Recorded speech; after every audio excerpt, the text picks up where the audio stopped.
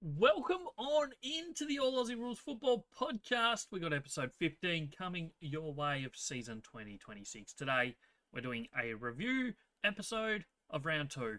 There were 7 matches on the weekend. We're going to be taking a look at all the winners, all the losers, best players, everything you need to know about the weekend of football that happened over the last few days. So that's the plan today. As always, we do 2 episodes every single week. This is our review episode, which goes live every Monday. We've got our preview episode coming out on Thursday on Spotify, YouTube, and Apple Podcasts. Make sure you give it a follow or subscribe, depending on your preferred platform, or on all platforms, if you so wish. We'll jump pretty much straight into the football. Today we don't have too much else to talk about. It was a injury-filled weekend of football. There's no doubt about that. There were some weird results, some upsets, and some favourites doing well. So we're going to go through all of that today. And we'll kick it off on Thursday night, as each week pretty much throughout the season starts on Thursday. This was no different. We had Hawthorn, Sydney, MCG. It always feels like forever ago by the time I record this, being that we're already into the following week. But Hawthorn Sydney, MCG, it ended up being a cracking game. 14-15, 99 for the Hawks, 13-4, 82 for Sydney. They stuck in there thanks to some straight kicking in front of goal. In the end, Hawthorn too strong for a Sydney team that were missing arguably their best 2 players in Heaney and Goulden. It was a back and forward game. The only time it really kind of looked like a game-winning margin was early in the third when Sydney kicked 4 goals in a row and had a lead of about 20 points. They looked like they'd broken the game open at that point, but Hawthorn fought straight back, getting some important goals through Newcombe and Dylan Moore. And at three-quarter time, Sydney were actually still 11 points up. So a really good final quarter from Hawthorn, kicking 5 out of the 6 goals in that final quarter to end up walking away 17-point winners. I think a fair-ish result. Either team probably thinks they had a chance at this one, but in the end, the points go to the Hawks. They had a lot more of the football, like plus 70 odd disposals. Inside 50 count was basically dead even. 55 Hawthorn, 58 for Sydney, so close enough to level. Disposal efficiency was a bit better on the side of Hawthorn, so they were hitting targets better. They had a lot more of the ball, as we said. Clearances, 37 for Sydney to 35 for Hawthorn. So Sydney did do all right in that battle, but the contested football was really good by Hawthorn. Not always their best suit, but in this game they were really good at it, plus 26. And the turnover numbers is a big factor in this game. We mentioned it in our little review after the match that we do on TikTok each week. 83 turnovers for Sydney is just too many. You're not going to win too many games of football turning it over 83 times in decent conditions. Like, it wasn't a wet game of football. Hawthorn had just 72, so that's 11 difference in turnovers. We'll get to the scoring from turnovers in a minute. Mark count, as has been the case throughout most of this season so far, one team dominating the marks. In this case, Hawthorn 101 to 58. It's been a lot of games where the discrepancy between the 2 teams is massive in that regard. So I feel like that is an important factor in 2026 AFL football. Whether that continues to be or teams kind of start to adjust or not, we'll see. But at the moment, a lot of teams are having a lot of uncontested marks. Meanwhile, their opposition are not. So we'll see how that plays out. In terms of scoring, as we said, we'd have a look at scoring. Scoring from stoppages was Hawthorn 41 to 32 from Sydney. And scoring from turnover, this is where it could have been really bad for Sydney. In the end, some inaccuracy from Hawthorn probably did keep Sydney in it. Hawthorn 8-10, 58 to Sydney's 8-2, 50. So only plus 8 points, even though plus 11 intercepts for Hawthorn. So they didn't make great use of it due to some inaccuracy, but overall they did win that area still. Score origin from the back half, Hawthorn plus 8 in that area. plus 12 from the forward half, and the centre bounce was 3 goals for Sydney, 2 goals for Hawthorn. I think no matter how you look at it, in the end, Hawthorn probably better at turning opportunities into goals. Less inside 50s, kicked more goals. They also had a lot more shots, 14-15 scores, total of 37 shots, with a lot of misses, to 21 shots for Sydney. So plus 16 shots from a lot less inside 50s. Even though the ball was inside the Hawthorn forward half for more than half of the game.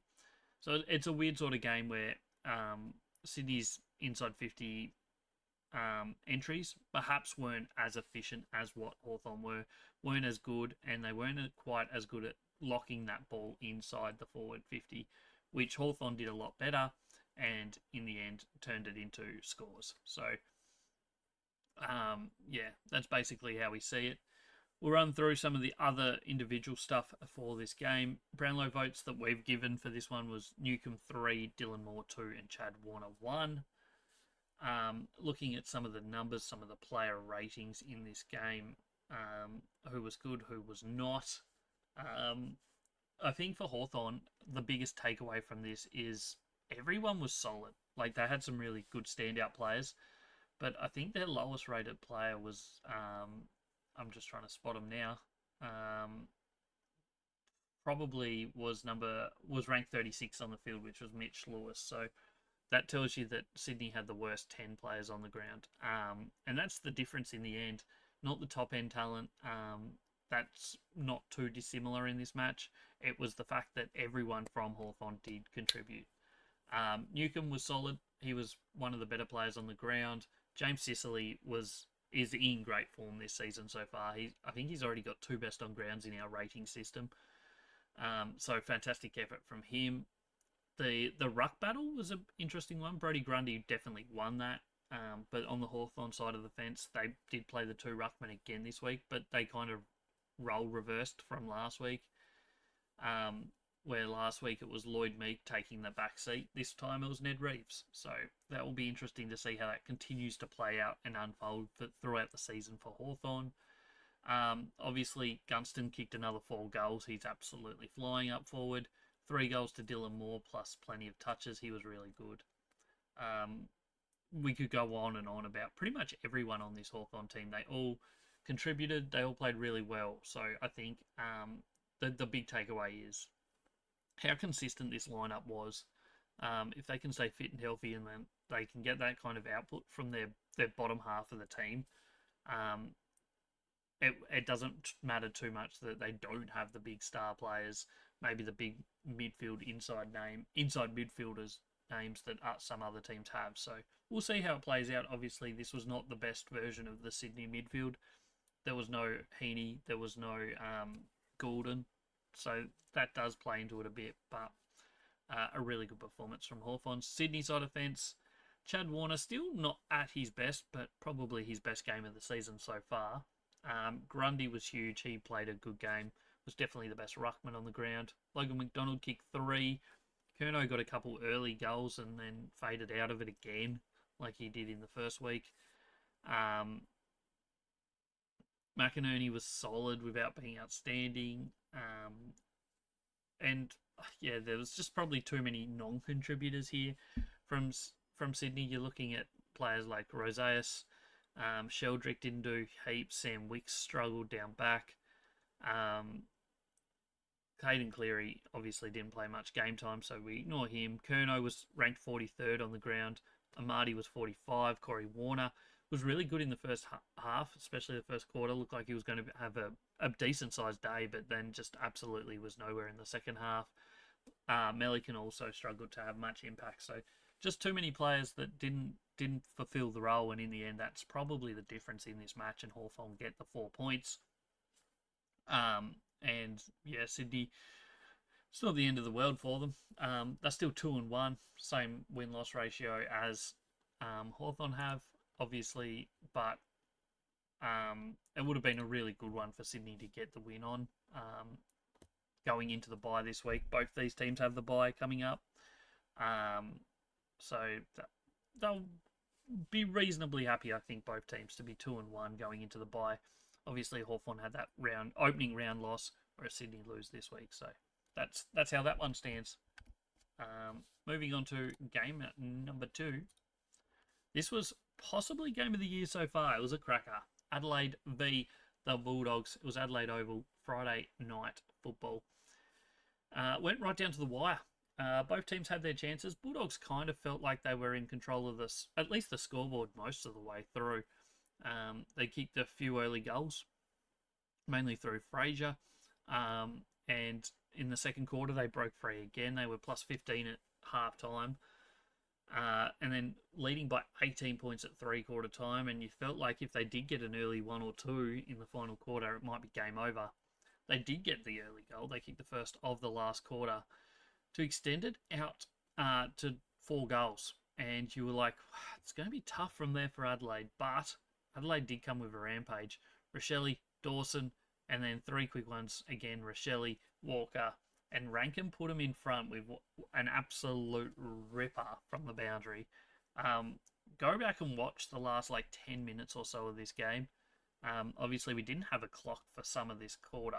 A fair chunk of this quarter, actually. So we didn't know exact countdown. My thoughts are, if you don't want to know the clock, don't look at it. But I think we need it, in my opinion.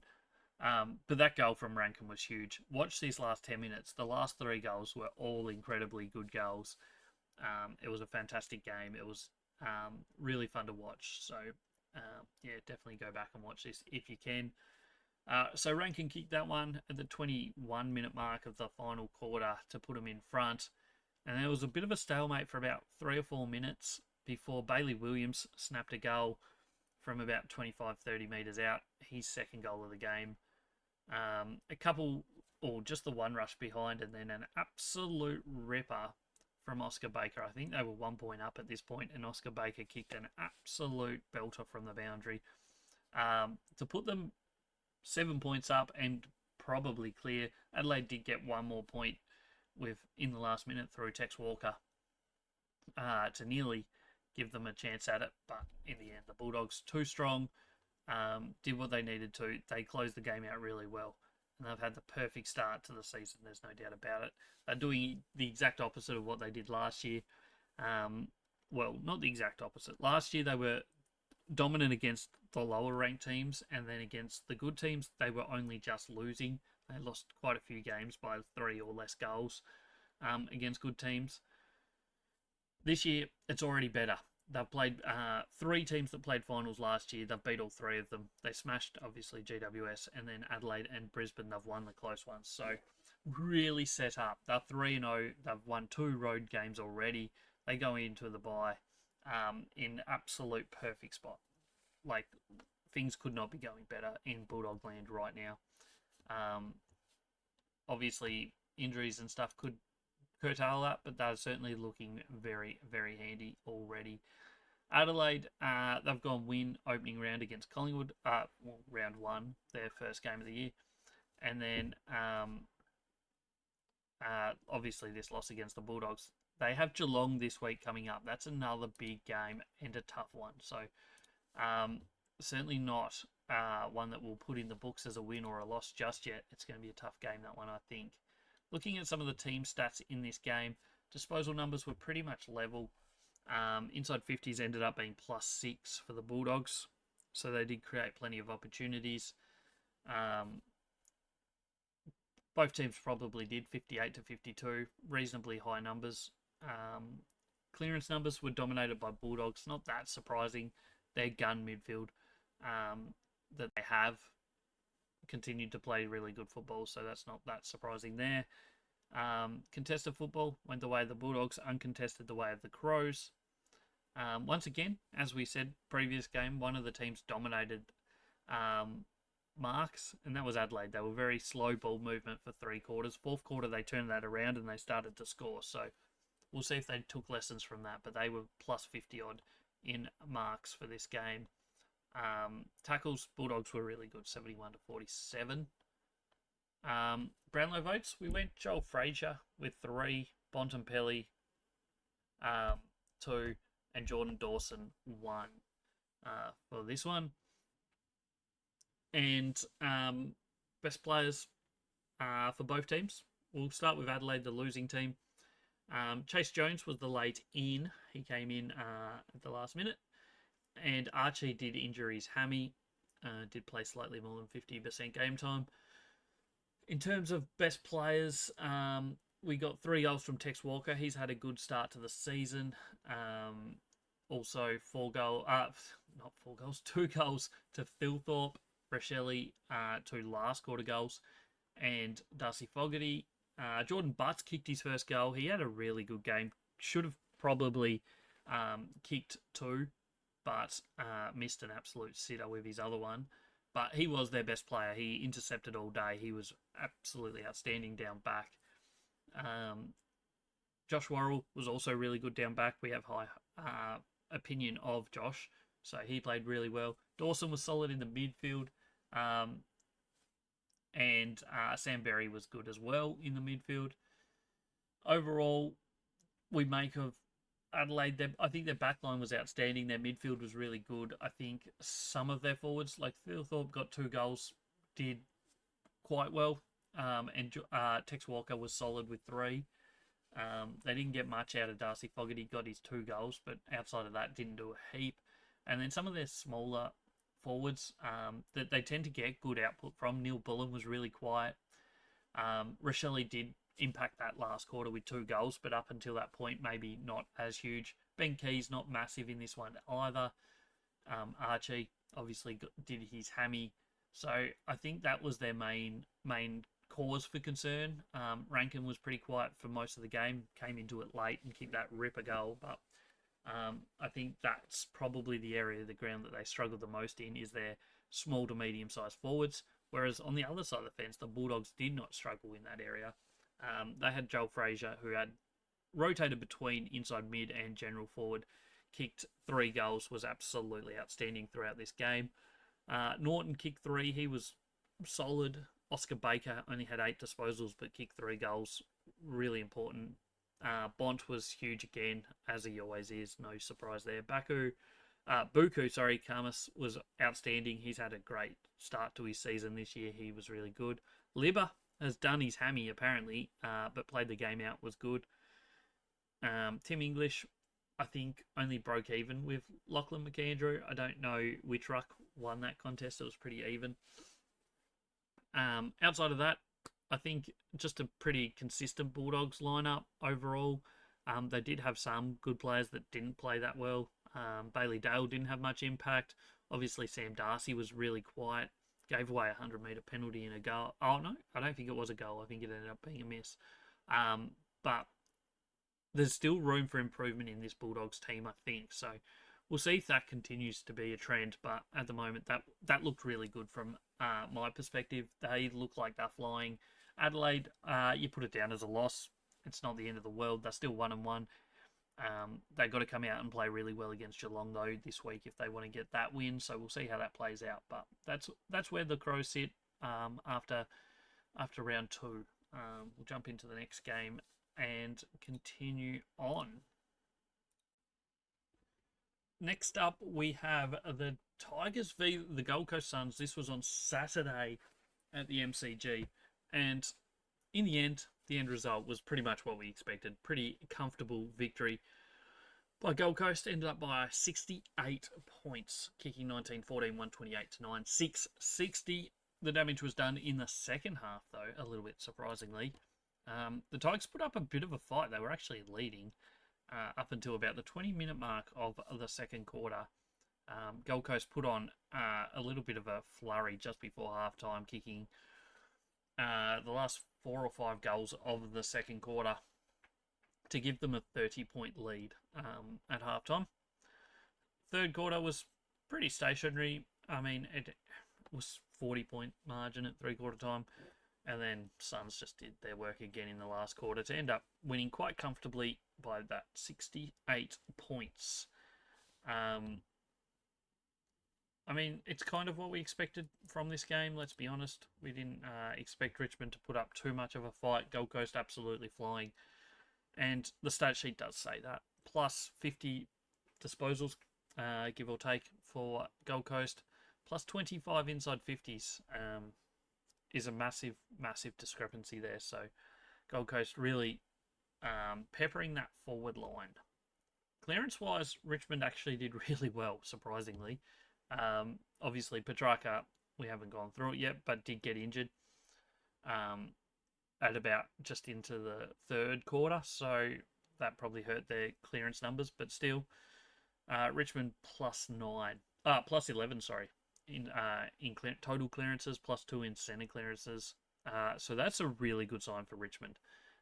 Not known as a really great midfield lineup, but against a team that has been good. Granted, Petrarca got injured and no Matt Rao, but still, positive sign there. Uncontested footy was absolutely controlled by Gold Coast throughout this one, and was a major reason why they ended up winning comfortably. Score sources dominated from stoppage, dominated from turnover for Gold Coast, plus 36 from stoppage, plus 32 from turnover, plus 38 from back half for Gold Coast. Really good number there. Plus 22 from forward half. No, plus 12, sorry, from forward half. And then 3 goals to 0 from centre bounce. So even though Richmond did really well from clearance and including centre clearance, they didn't turn it into goals, whereas Gold Coast made use of their opportunities in both stoppages and centre bounce. So maybe the initial work is good from Richmond in that bounce, but I mean, their forward line's not spectacular either, so that does need work. The delivery inside of the forward line also needs some work. But I think there's signs that there's stuff to work with here for Richmond. So I think that is the positive that we take there. Brownlow votes, we went with Ben King 3, Miller 2, and Bodie Uland with 1. Injuries galore in this game, as there was for most of the weekend. As we said, Petrarca, he did his hammy.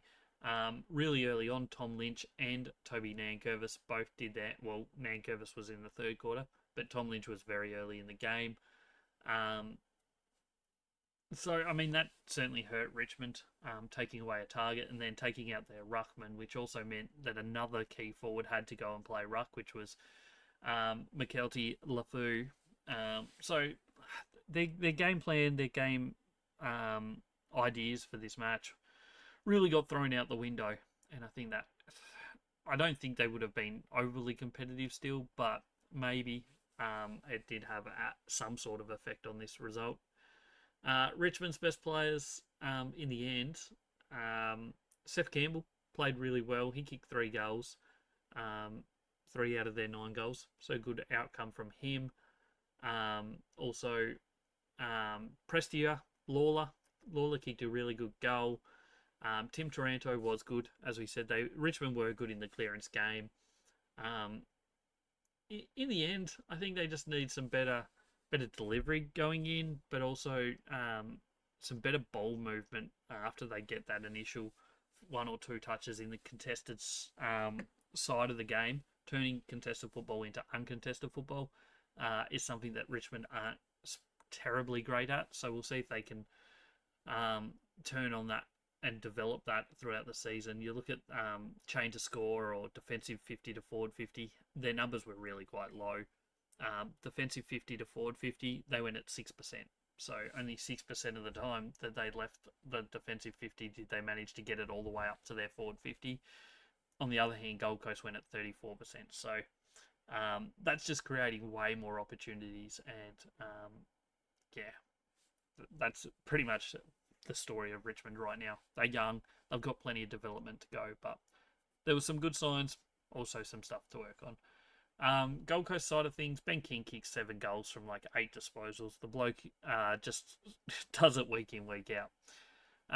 4 goals to Ethan Reid as well as the second key forward. He was really good. Bodie Uland had plenty of it, was outstanding. Miller was good. I mean, there weren't too many players on this Gold Coast team that weren't great. Lombard struggled after a good couple weeks to start his season. Rioli got run down by his uncle Maurice. That was an interesting moment of the game. Bailey Humphrey has been offered 2 weeks. I don't know. I think Gold Coast might be challenging it. We'll see how that plays out. Sam Collins was good down back. Overall, this Gold Coast team looks like they're firing. It's them and the Bulldogs, I think, that are clearly 1 and 2 seeds right now. Obviously, a long way to go. We're only at round 2. But at the moment, from what we've seen, they're the 2 undefeated teams. I think the quality of Bulldogs wins has probably been better than the Gold Coast Suns, who have beaten Richmond and West Coast, whereas the Dogs have beaten 3 finals teams from last year. So at the moment, probably I have Bulldogs 1, Gold Coast 2. That's my thoughts. We'll see how long that stays like that. Obviously, a lot of things can change pretty quickly. Gold Coast do have the bye this week, so as do the Bulldogs, Sydney and Hawthorn. And then Richmond, they will be playing Fremantle, which will not be an easy assignment for them. Fremantle coming off a really good win against Melbourne last week. We'll see how that game plays out, but probably not one that the Tigers would be expected to win, but we'll see how that goes. That's everything for that game. Let's jump into Saturday evening football. And we had GWS hosting St Kilda at Angie Stadium. And what a weird sort of game this was. St Kilda felt in control most of the way. They were up by 25 points at quarter time. They were 32 points up at halftime, and they were still 27 points up at the last change. And then in the last 5 minutes is when the damage was done. GWS kicked the first 2 of the last quarter before Mason Wood kicked one that you felt like was the sealer, put them back over 20 points up with not long to go. And then Stringer got one, Harvey Thomas got one, and then when Jesse Hogan kicked one in the last minute, the thought was maybe the Giants can sneak this win. In the end, they couldn't get a clean disposal and forward quick enough. And St Kilda hold on to win by 4 points in what was a weird sort of game. 10-14, 74 for the Giants, 11-12, 78. The game took a while to get started. I think it ended up starting almost an hour later than it should have due to some thunder and lightning in the area right on kickoff time. And yeah, St Kilda did what they needed to after 2 losses in a row. They fight back and get this win, which was an important one for them. Giants had plenty of the football, plus 50-odd disposals, plus 9 inside 50s, but couldn't turn it into goals often enough until late when they finally started to hit that scoreboard. They wasted a lot of opportunities in the first 3 quarters, especially in that third quarter. I felt like they had plenty of opportunities. At 3-quarter time, they were 5 goals, 13. So they did kick 5 goals, 1 in the last quarter to make it look a little bit more respectable there. But that third quarter, they kicked 2 goals, 7. So things could have been a lot different if they took their opportunities. But at the end of the day, that's what it is. Centre clearance-wise, St Kilda dominated. Stoppage clearances were the way of the Giants. In terms of raw numbers and clearances, we'll have a look at scoring in a second. Turnover numbers were quite high for both teams, but as we said, it was a wet game. There was thunder and lightning before the game started. And then, yeah, jumping into scoring-wise, where the score sources came from in this one. Stoppage was pretty low for both teams. 2 goals, 8 for GWS to 3-4 for St Kilda. Turnovers was 7-5 to 7-7, so pretty level across the board for both teams there. Score origin, defensive half was really good from Giants. No surprise there. That is one of their biggest assets, is their ability to score from the back half. 34 to 9 here, whereas St Kilda were the forward half scorers, 67 to 33. And there was only 1 goal from a centre clearance in this game, and that was to the Giants. Moving on to players. Brownlow votes were tough in this one. I went with Clayton Oliver with 3, Nashai Wanganeen Malira 2, and Lockie Ash with 1. I feel like there was a lot of players that played okay. There weren't any real massive standouts in this game, in my opinion. Clayton Oliver perhaps was really good. Certainly one of their better players, but one of the better players on the ground. Harvey Thomas was good, kicked a really good goal late. Caniglio was good. Lockie Ash was outstanding. He's had a great start to the season so far. Stringer kicked 1 goal really late. Other than that, he was unsighted. 2 goals for Jesse Hogan. Too many players, I think, for Giants just didn't have as much contribution as perhaps they needed if they wanted to genuinely win this game, in my opinion. They nearly got back into it. They nearly did okay, but there just wasn't enough output throughout the rest of the game, in my opinion. And that's probably what kind of hurt them in the end.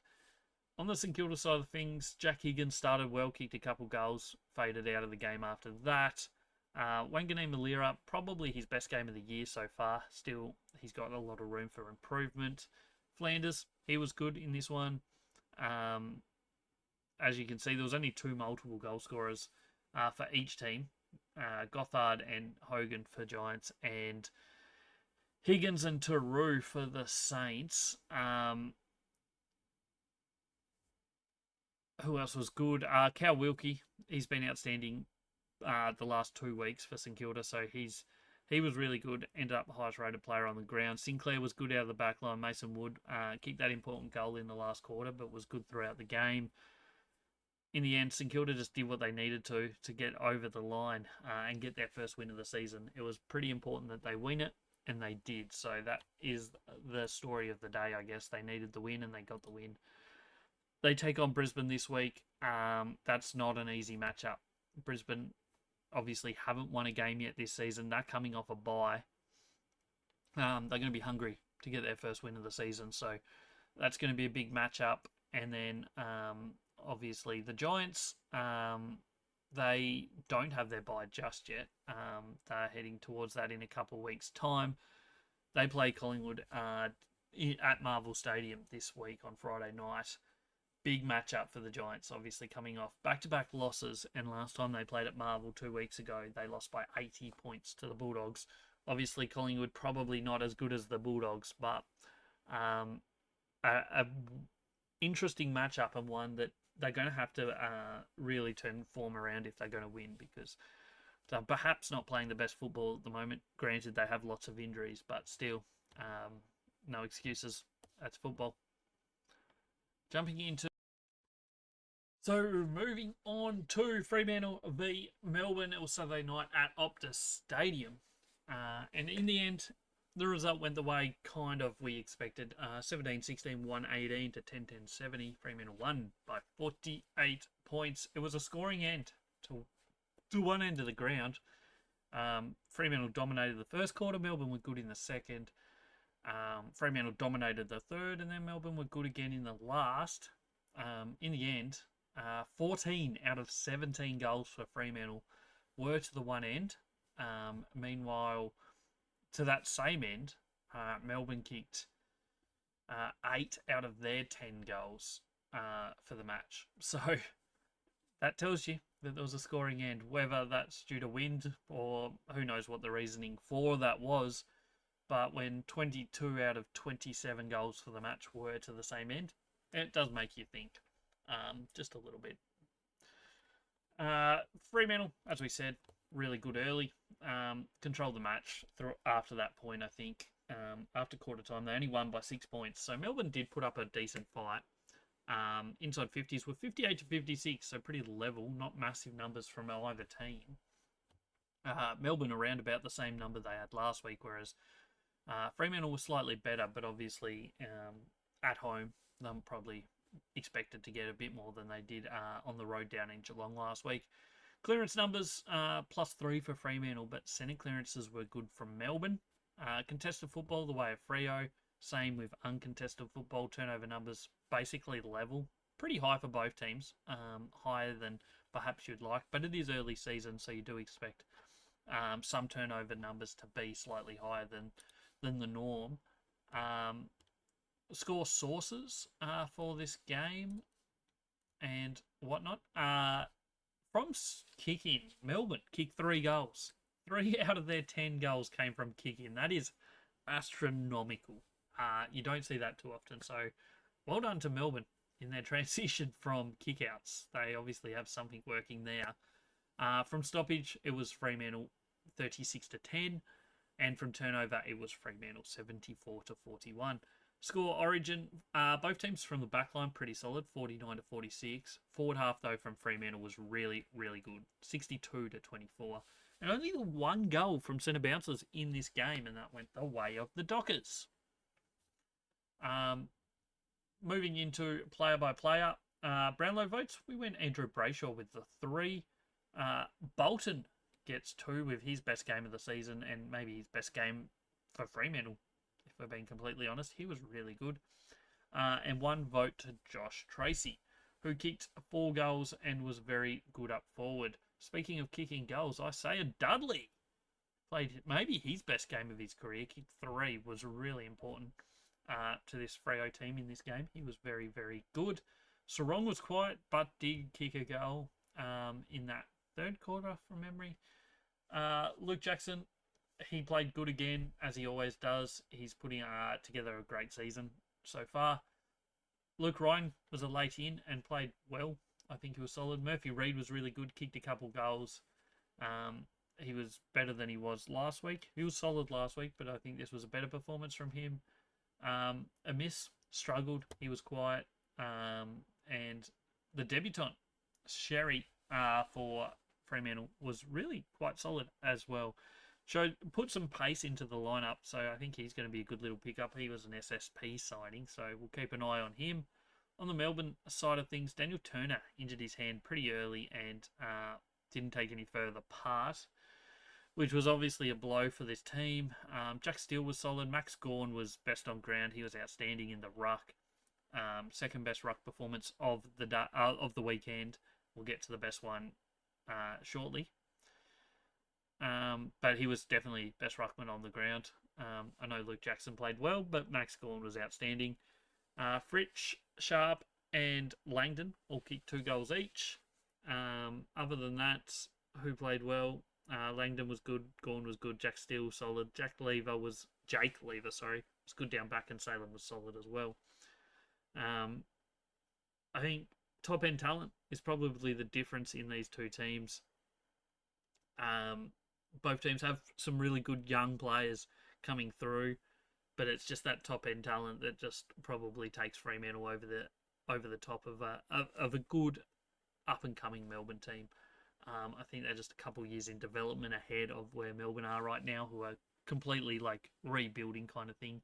Yeah, they still have a couple senior players. Van Rooyen, who was really good the week before. Jack Steele's joined the team. Max Gawn, Langdon, Mychek's joined the team as an older face. Fritsch, Harrison Petty. So they still do have some senior players, but the senior players they have compared to Fremantle, yeah, I don't know. We'll see where both teams end up, but that's my take on it at the moment. Looking forward to this week. Fremantle, they're coming off a really good win. They have Richmond. It's a game that on paper they should be winning, so they would be hoping to go 2-1 after this weekend. And Melbourne, they play Carlton, which is a winnable game based on what we've seen from Melbourne so far this year. They've started pretty solid. They beat St Kilda. They put up a decent fight here against Fremantle. So that's a big game for both Melbourne and Carlton this weekend coming up. So we'll keep an eye on that. But that will be a fascinating watch, I think.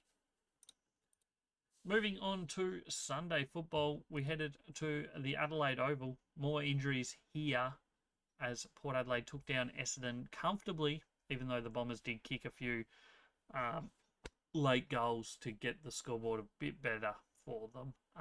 End up being 63 points. It looked like it was approaching 100 points early in that last quarter.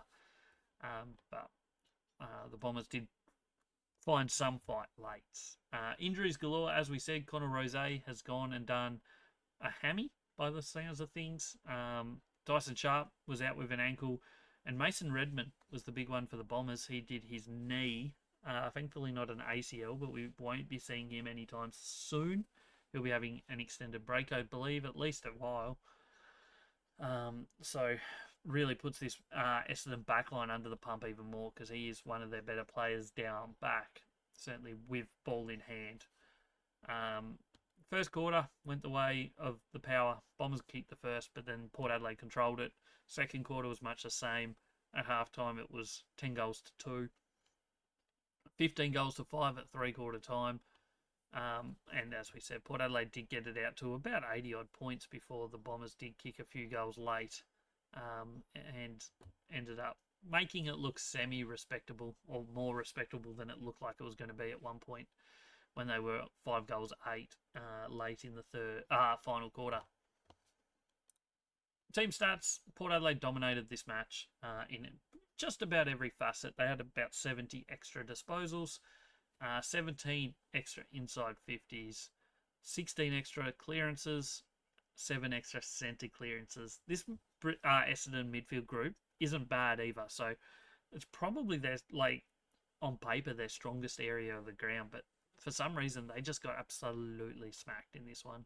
Contested footy was level. Uncontested football was massive in favour of Port Adelaide. And to show you a sign of where the pressure numbers were in this game, tackle numbers were very low, 47 to 41, and turnover numbers for both teams very, very low compared to pretty much every other game this weekend. Yes, clear conditions, perfect weather day, but 62 turnovers for Port Adelaide, just 60 for Essendon. Tells you that there wasn't enough heat in this game, and for whatever reason, that is an area of the game that Essendon were really good at. Go back 18 months, 2 years ago. Their tackling and their pressure numbers were quite solid. They're not putting that up right now. So whatever the reason, I just think that the Bombers have to go back to finding something, and that pressure is maybe the way they do it. But I don't know. It's just not there right now. Score sources for this game. We've got 1 goal each from kick-in. Stoppage scoring, even though Port Adelaide dominated stoppages 36 to 28, so didn't dominate the scoring. Turnover numbers were pretty level between the two teams, but the scoring was not. 89 for Port Adelaide, 36 for Essendon, so really good conversion rate from Port Adelaide to turn 60 intercepts into 89 points. That's really, really high compared to the AFL average, and pretty elite number there from Port Adelaide. In terms of origin, 45 to 35 from the back half in favour of Port Adelaide. Forward half, though, was dominant as well, 75 to 27. And 2 goals for Port Adelaide, 1 for Essendon from the centre bounce. Looking at best players in this one, I've given the 3 Brownlow votes to Zach Butters. He was outstanding, as was Horne-Francis, who came out of the blocks absolutely on fire in that first quarter. And 1 vote to Willem Drew. I think the top 2 were clearly the top 2 players, and then third best was probably arguable about 6 or 7 different players, in my opinion. As we said, Zach Butters was outstanding. He was huge. Lukosius was good up forward. He kicked 3 goals. Horne-Francis kicked 3, as well as having 24 or so touches. He was very good. Joe Richards played maybe his best game of his career. He was outstanding as a half-forward flanker. Corey Durden was good in his second game for the club. Georgiades kicked a couple, was solid. Joe Berry was good. Overall, pretty much everyone from Port Adelaide did have some sort of contribution in this game. Other than, Connor Rose still did early until he got injured. He wasn't having the greatest game of all time, but he was solid enough. Aaliyah was an interesting one. Had like 19 marks or something ridiculous for the game. Did end up conceding some goals to Nate Caddy, certainly in that last quarter, who ended up with 4, but I think Aaliyah had the chocolates for most of the day there, until that late surge from Nate Caddy. On the Essendon side of things, Nate Caddy kicked 4 goals. Kako got 1 goal, 4, I think. So they had opportunities, but just maybe not enough throughout the day. Zach Merritt was okay. Archie Roberts put up a fight. Caldwell was okay. McGrath did what McGrath does. But just too many players that didn't contribute enough. I know Sharp and Redmond both got injured, so you ignore those 2. But then they just have a whole bunch of other players, young players, that just aren't contributing much. And you can't expect too much from young players. Like that's fair enough. But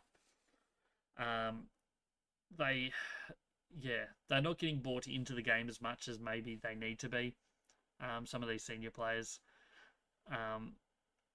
need some better output, both forward and offensively and defensively. And as I said before, I just feel like the Bombers need to find some pressure because right now the other team's getting so much of the football and they're just not stopping them from getting it. So that's my thoughts on the Bombers. I don't know where they go from here. They're in a bad spot at the moment. They can turn it around. It's not the end of the world just yet, but they need to show fight this week. And they get a good opportunity for it. They play North Melbourne, who are coming off a really bad performance as well. So that's an opportunity for them. The way they're playing, I can't back them no matter who they're playing, but we'll see.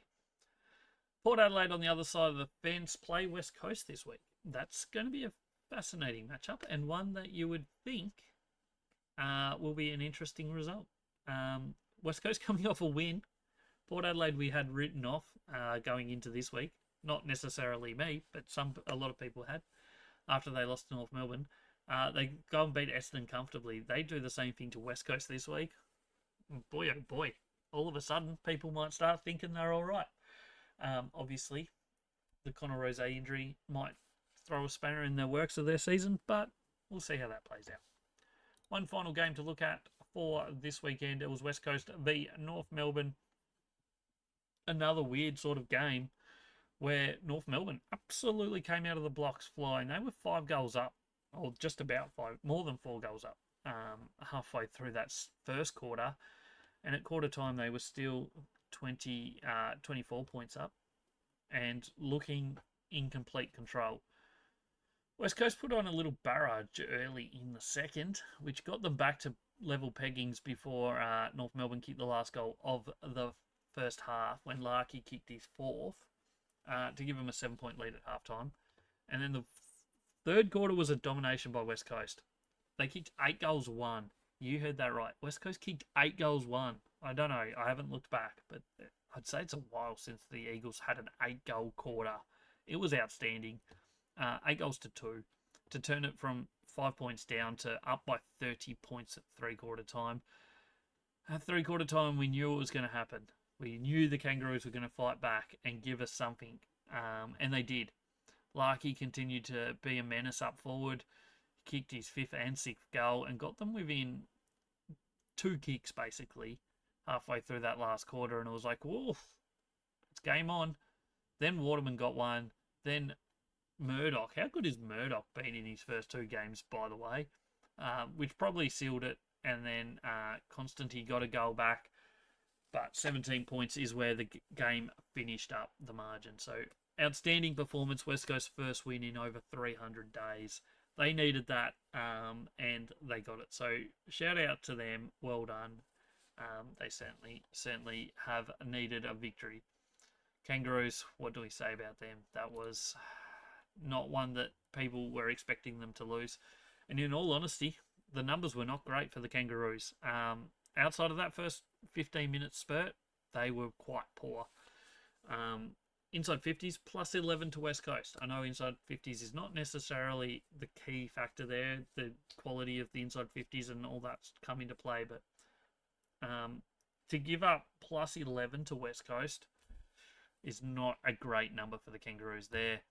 Especially when they were plus 9 in clearances and plus 3 in centre clearances. But in the end, West Coast did really well in the contest. Plus 20 contested football. Kangaroos just had uncontested football and turned it over a lot. 13 extra turnovers for the Kangaroos in this one, 77 to 64. Tackle numbers quite good for both teams. It was a pretty high scoring game. It was a pretty entertaining game. And one that went the way of the Eagles in the end. Scoring sources, nothing from kick-ins. Stoppages were 50 to 43 in favour of West Coast, even though Kangaroos did dominate the actual stoppage numbers, clearances. West Coast did well from scoring that way. And from turnover, 61 to 51 in favour of West Coast. From the defensive half is where the Eagles did their damage. 43 to 19 from the back half. That is a really good sign from West Coast. Their best transition game we've probably seen them play in certainly 18 months, maybe longer. So that's a really good positive for the Eagles there. Forward half was 62 to 69 in favour of the Kangaroos and 1 goal each from the centre bounce. Brownlow votes for this game could go any way of about 6 players. I've gone 3 for Sheasel, 2 for Reed, 1 for Cherry. Obviously, Larkey could be in there with his 6 goals. I think Murdoch could be in that argument. I think there's a whole bunch of players. Like, Kangaroos dominated some stats, like Sheasel getting 40-odd touches. But I don't know. It's a really hard Brownlow game, this one, I think. I've gone with what I think, and that's Sheasel just racking up disposals and the umpires seeing that. We'll see. I don't think he was particularly good. I think he had 40 touches for 4 score involvements. As you can see, he was their 5th highest rated player for North Melbourne. So disposals are not everything in games of football, but sometimes that's all the umpires see. So we'll see how that plays out. Dersma, outstanding, kicked their first goal, kicked 2 in the game. Yo, great to have him back. As West Coast certainly missed him last year. He kicked 2 here. Jamie Cripps kicked 3. Duff Tyler, he looked good, including 1 absolute cracker for a tall man. Kicked 2. Archer Reed kicked 2. Job Shanahan, who ends up with the Rising Star nomination, also kicked 2. And Murdoch kicked 2, who was outstanding for the second week running. Fantastic effort from him to start the season. Kangaroos, as we said, Sheasel had plenty of it. Daniel was good in that last quarter. Luke Davis-Yanaki, he's had 2 great games to start the season. Larkey kicked 6 goals, was fantastic. Curtis was solid. Cherry, best ruckman game of the year so far. He was absolutely dominant in the ruck. Fantastic performance from him. You do kind of expect it in this matchup against the West Coast ruck, where West Coast is arguably the worst ruck combo in the game. Even though Matt Flynn did put up a pretty solid game, he kicked a goal, very important goal as well. So it's not all maybe as bad as it once seemed, but Tristan Cherry was absolutely outstanding. A couple injuries, 1 for each team. Harry Edwards, concussion. He was just coming back from a concussion, so that's a bad sign. Hopefully he's okay. Our thoughts with him. And on the other side of the fence, Griffin Logue, also very early in this game, did a quad injury. Maybe a quad injury. We'll see. What I haven't heard anything on following up on that. But in the end, very disappointing game for the Kangaroos. Whereas the West Coast Eagles, they will be stoked. Eagles take on Port this week. Be tough to see them winning back-to-back, but you just never know. This is the highest Eagles have been on the ladder in a long time. They're 12th on the ladder right now. So things are pointing up. And on the other side of the thing, North Melbourne play Essendon, which is a game that they should be rebounding and winning, you would think, on paper, and what we've seen from the Bombers so far this year. Our tips for round 2 went atrociously. Hand up accountability. It's been a tough start to the year for me. I don't know if anyone else is struggling like me, but boy, oh boy, has it been rough. Every time I make a choice between 2 teams, I go the wrong way. The 2 that I was worried about this week, I got wrong. Obviously, the Kangaroos one as well, but I was debating between Crows and Bulldogs. I stuck with Crows just because it was at Adelaide. That one went wrong. And I went with the same attitude with Giants over Saints. Saints hadn't won a game. Giants, I was like, they're back at home. They'll bounce back, but they didn't. So we got those 2 wrong. Margin was pretty close in the first game, 2 points off. Suns not too far off in the margin. Dockers, they were good. Port was much better than we expected. And obviously West Coast ended up being really, really good at home. 12 of 21 on the season for us. That's pretty much a wrap for episode number 15 of season 2026. Before we leave, don't forget we do 2 episodes every single week. The next one will be out on Thursday, previewing all of the upcoming games, everything you need to know about every team coming up, playing this weekend. So make sure you come back for that one. Make sure you hit that follow or subscribe button if you haven't already, so you don't miss an episode. We do 2 every single week. We do plenty of other content around the place as well. All Aussie Rules. You can find us on X or Blue Sky, Instagram, TikTok, probably other spots as well. Just search All Aussie Rules. You'll find us. Plenty of content all through the week and on game days as well. So make sure you give them all a follow. I'm John. This has been another episode of the All Aussie Rules Football Podcast. I appreciate you for being here. I hope you enjoyed this episode. Make sure you jump in the comments and let me know your thoughts on round 2 action. as we prepare for round 3 coming up this weekend. I'll catch us on the next one.